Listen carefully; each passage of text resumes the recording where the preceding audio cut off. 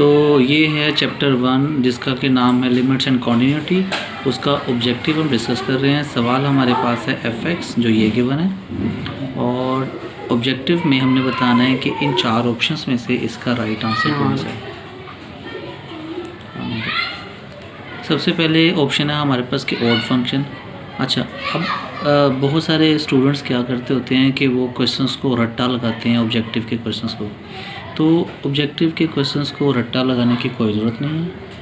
आप उसके ऊपर जो टेक्निक वहाँ पे वो कही गई है वो तो आप पहले देखें कि वो ऑप्शंस वहाँ पर लग सकती हैं या नहीं लग सकते, ठीक है। जैसे कि अब यहाँ पे कहा गया कि ये ऑड फंक्शन है, ये इवन फंक्शन है, और अगली ऑप्शन है इम्प्लिसिट फंक्शन है और एक्सप्लिसिट फंक्शन है। तो पहले तो इन चारों का आपको पता होना चाहिए, ऑड फंक्शन क्या होता है, इवन फंक्शन क्या होता है, इम्प्लिसिट क्या होता है और एक्सप्लिसिट क्या होता है। उसके बाद आप इसका आंसर बता सकते हैं कि चारों में से सही ऑप्शन कौन सी होगी। फ़र्ज़ करें अगर हम बात करते हैं ऑड फंक्शन की, तो ऑड फंक्शन के लिए हमें बेसिकली जल्दी से रफ़ में आप x की जगह पे ना -x रिप्लेस कर दें इसमें, और इसको सॉल्व करके देखें।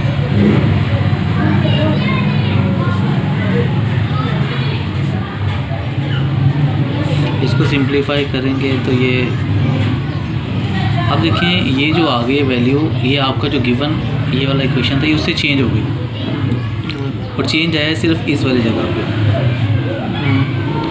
अगर हम इसमें से एक माइनस कॉमन लेने की कोशिश करें तो ये हमारे पास इस फॉर्म में आ जाएगा,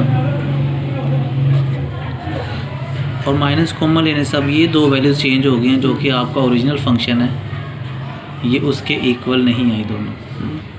इसका मतलब है कि ये वाली value not equals to -fx है, और यहाँ से हमें पता चला था ये नॉट इक्वल टू fx है, ना ये fx के बराबर है। इसका मतलब है ये इवन नहीं है, और ना ये -fx के बराबर है। इसका मतलब कि ये ओड भी नहीं है। तो ये दोनों ऑप्शंस तो ख़त्म हो गई। अब बाकी रह गया इन दोनों ऑप्शंस में से इसका जवाब क्या हो सकता है, ठीक है। तो इम्प्लिसिट जो हमारे पास फंक्शंस होते हैं वो फंक्शन होते हैं जो आपस में एक से ज़्यादा वेरिएबल मिक्स हुए होते हैं, जैसे कि xy plus y square plus x square -7 = 0। इस किस्म के फंक्शंस को हम कहते हैं कि ये हमारे पास है इम्प्लिसिट फंक्शन। इसमें क्या होता है, किसी एक वेरिएबल की वैल्यू आप निकाल नहीं सकते। अगर आप x की वैल्यू निकालने की कोशिश करेंगे, जैसे यहाँ पे और यहाँ पे x है, कॉमन लेंगे तो y प्लस x बचेगा plus y square -7 as it is. तो यहाँ पे देखें, अगर आप x की वैल्यू निकाल भी लेते हैं उसके बावजूद देखें यहाँ पे x आ गया। इसी तरीके से जब आप y की वैल्यू निकालेंगे तो एक y यहाँ पे आ जाएगा, लेकिन दूसरी साइड पे भी y आ जाता है। तो अगर आप किसी वेरिएबल की वैल्यू निकाल रहे हैं तो एक साइड पे वो वेरिएबल आ जाना चाहिए, बाकी वेरिएबल सारे उधर चले जाने चाहिए। लेकिन इम्प्लिसिट के केस में क्या होता है कि वेरिएबल की वैल्यू निकालना मुश्किल होता है। जैसे कि यहाँ पे देखें एक x इधर है तो उसकी वैल्यू कोई नहीं निकली, वो इधर भी x आ गया, ठीक है। तो इम्प्लिसिट में वैल्यू निकालना मुश्किल होता है। तो ये देखें ज़रा फंक्शन पे वापस आएँ। अब इसको देखते हो, क्या ये इम्प्लिसिट है? ये तो एक ही वेरिएबल है, आसानी से अगर आप x की वैल्यू निकालना चाहें तो वो निकल ही आएगी, ठीक है। और ये एक्सप्लिसिट फंक्शन है, देखें ज़रा, ये बेसिकली एक्सप्लिसिट फंक्शन है क्योंकि इसमें एक ही वेरिएबल है। इम्प्लिसिट के केस में ना आपके पास 2 वेरिएबल्स होने चाहिए कम से कम, तो उसमें एक की वैल्यू नहीं तो एक ही वेरिएबल, ठीक है। तो ये इम्प्लिसिट फंक्शन, ये इसका आंसर। अच्छा, क्वेश्चन है हमारे पास fx = 1/x - 1, और हमने बताना है कि f(2) की वैल्यू क्या होगी। तो ये 4 ऑप्शंस हैं। इन 4 ऑप्शंस में से यहाँ पे क्या आएगा, तो रट्टा लगाने की कोई ज़रूरत नहीं है, आप जल्दी से रफ में कर सकते हैं। ये जो इक्वेशन है f(x) 1/x - 1, इसमें x की जगह पे आप 2 रिप्लेस कर दें क्योंकि आपने यहाँ पे f(2) करना है।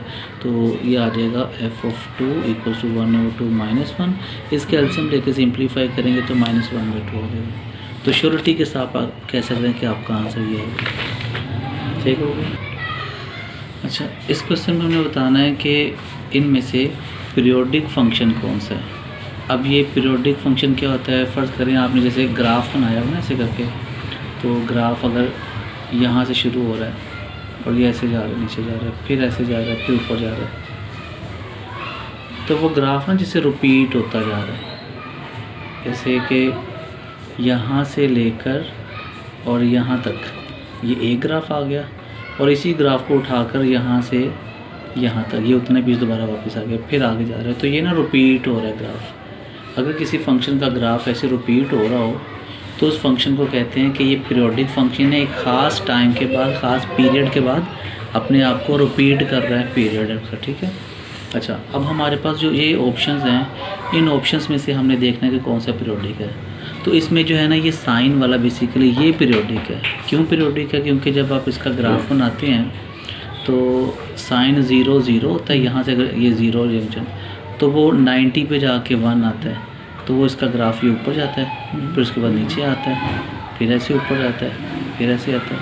ये सिर्फ साइन का ग्राफ है जो ऐसे पीरियोडिक है, ठीक है।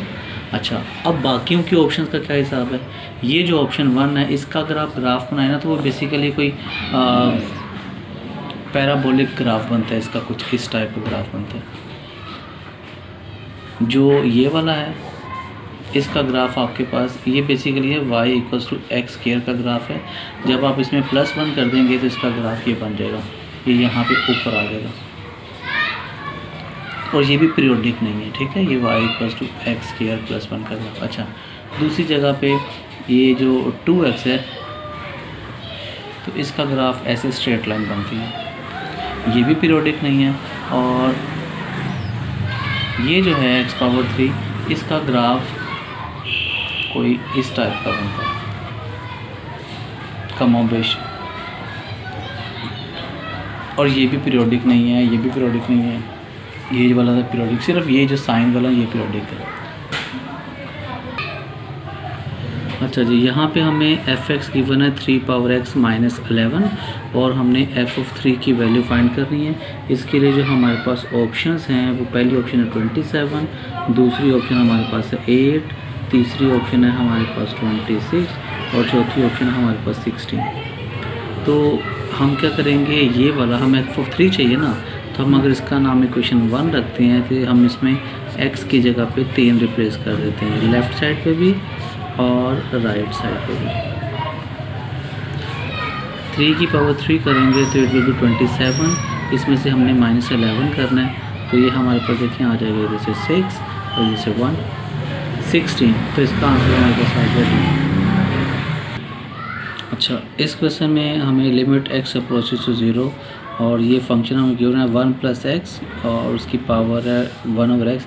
ये हमने बताना है कि इन चारों ऑप्शंस में से इसका आंसर क्या होगा। तो ये बेसिकली फार्मूला जो है ये उसकी क्रॉलरी है।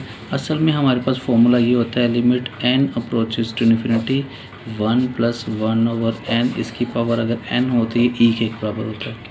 इसी फार्मूले में अगर थोड़ी सी सपोजिशन करके ना इस वाले फंक्शन को चेंज करें तो 1/n को अगर हम x फ़र्ज़ कर लें तो सारा ये चेंज होके ये इस तरीके से नया फार्मूला बन जाता है। Limit x approaches to 0 1 + x उसकी पावर 1/x, ये इक्वल्स टू, ये भी e ही आता है, ये इसी फार्मूले का ही हिस्सा है, ठीक है। तो इस केस में हमारा जो आंसर है वो ये आ जाएगा। अच्छा, अब ये फार्मूला बनता कैसे है?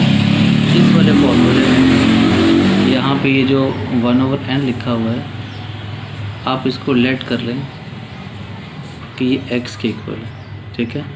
और जब आप इसको x लेट कर रहे हैं तो साथ साथ मैं इसको चेंज भी करता जाता हूँ, ये 1 + x आ गया, ठीक है। और यहाँ से अगर मैं n की वैल्यू निकालूँ, इसको उल्टा दूँगा तो n/1 इक्वल्स टू, इसके जो 1 है तो ये 1/x आ जाएगा। तो जहाँ पे n है वहाँ पे x, तो ये n था, इसकी जगह पे यहाँ पे 1/x आ गया। अब बाकी रह गया इसकी लिमिट चेंज करनी है। लिमिट चेंज करने के लिए इस वाले में मैंने लिमिट लगानी है n approaches to infinity limit था ना, तो वो मैं यहाँ पे रिप्लेस कर देता हूँ इस वाले में। तो आपके पास आ जाएगा n approaches to infinity limit लगा रहे हैं हम यहाँ पे, तो 1/∞ इक्वल्स टू x। तो इसको सिंप्लीफाई करेंगे तो ये x = 0 आ जाएगा। इसका मतलब ये है कि x अप्रोचेस टू 0। तो यहाँ पे हमारे पास आ गया x अप्रोचेस टू 0 और ये इसका आंसर भी वही ए आता है। होता क्या है, जब हम चेंज करते हैं वेरिएबल को, यहाँ पे हम वेरिएबल को चेंज कर रहे थे n से x में, जब वेरिएबल चेंज हो गया यहाँ से भी तो उसकी लिमिट को भी चेंज करते हैं। तो इस तरीके से हमने लिमिट को चेंज किया, इसका आंसर भी आ गया। तो यहाँ से हमारा जिसका असल क्वेश्चन था ये वाला, तो ये बेसिकली फॉर्मूला ही था, उसका आंसर ए है। अच्छा भाई, इस क्वेश्चन में आपके पास लिमिट गिवन है n approaches to infinity x minus 1 equals to जो भी है हमने बताना, और हमारे पास ये 4 ऑप्शन है, ठीक है।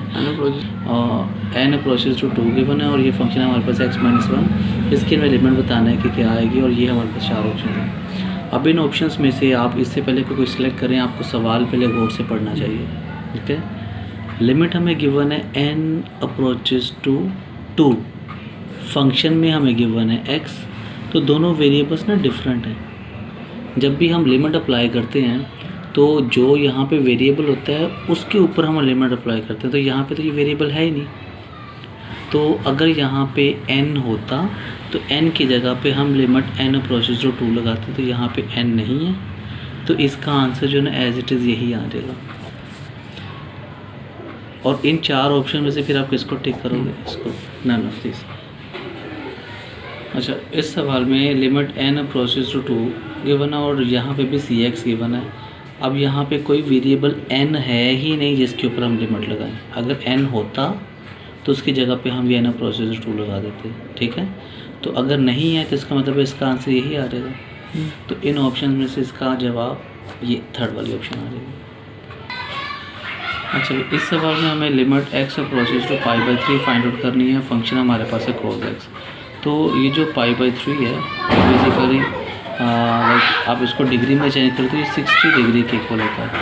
तो आप कैलकुलेटर पर भी अगर करके देखें तो cos ऑफ 60 जो है वो बेसिकली आपके पास ये वाली वैल्यू बन जाती है 0.866 कमोबेश इसकी वैल्यू आती है, तो वो इसके इक्वल होती है। आप इसको भी इशारिया में चेंज कर लें, क्योंकि बाद वक्त कैलकुलेटर आपको ना इशारे में आंसर देता है।